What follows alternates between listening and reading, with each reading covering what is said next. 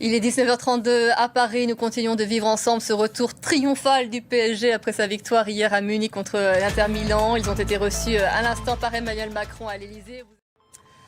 Les joueurs du PSG savourent donc leur retour triomphal. Ils viennent d'être reçus à l'Elysée par Emmanuel Macron. Vous l'avez vécu sur France 24. Vous aviez faim, vous aviez envie, vous l'avez fait, a commenté le président. Avant ce moment fort, ils ont partagé leur joie avec des dizaines de milliers de Parisiens. Mais ce soir, donc, les festivités seront réservées aux abonnés. Et pour l'instant, à l'issue de cette rencontre donc à l'Elysée, bien à présent, ils sont avec leur famille qu'ils retrouvent enfin après ce match hier. Alors,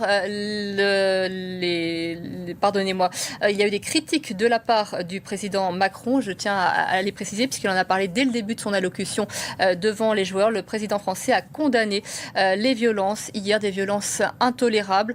Nous poursuivrons, nous punirons, on sera implacable, a dit Emmanuel Macron. 2 personnes ont été tuées hier dans des débordements en France. Des enquêtes sont en cours. Il y a eu des centaines d'interpellations. Dans l'actualité internationale de ce dimanche, je vous le disais en titre, il est aussi question de la bande de Gaza. L'Iran a dénoncé un rapport politique après la publication de l'Agence internationale de l'énergie atomique. Selon l'AIEA, Téhéran a accéléré sa production d'uranium hautement enrichi, ce qui pourrait déclencher le rétablissement des sanctions de l'ONU contre le pays. Dans le même temps, les discussions indirectes avec Washington se poursuivent toujours. Loïc Chalavon et Nicolas Rutworth. La Russie a mené une vaste attaque de drones la nuit dernière contre l'Ukraine. 7 missiles ont aussi été tirés. Je pensais qu'on avait un petit reportage de Nicolas Chamontin.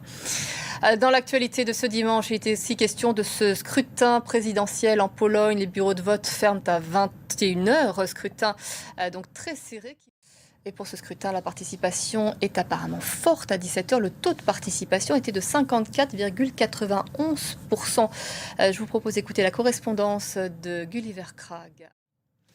Au Mexique, les électeurs sont appelés à désigner l'ensemble des magistrats du pays, locaux et fédéraux. Il est 19h45 à Paris, c'était l'essentiel de l'actualité. Je vous retrouve à 20h pour continuer à suivre ce retour triomphal, notamment du PSG en France, après sa victoire hier.